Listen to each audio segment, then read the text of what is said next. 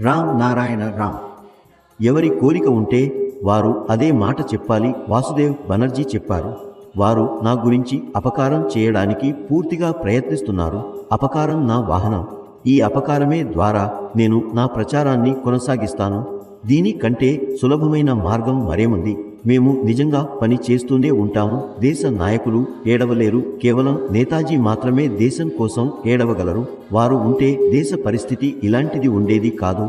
ఈ ఆలోచన వచ్చినప్పుడు వారు ఉన్నారని నేను అదే కోరుకుంటున్నాను. అంటే వారు రావాలి. నా మీద జరుగుతున్న దానిని చూసి అర్థం చేసుకుంటున్నాను. వారు వస్తే వారికి కూడా ఇదే జరుగుతుంది. ప్రతిసారి బహిరంగంగా చెప్పలేను, తరువాత చెప్పతాను. నేను ఇప్పుడు మౌనంగా ఉన్నాను. నా వంశం మహాప్రభు చైతన్య వారిది. వారు మహా మార్పు తీసుకొచ్చారు. వారి రక్తం నా లోపల ఉన్నందున నేను కూడా అలా చేయగలను. ఇదే ఆశపడుతున్నాను.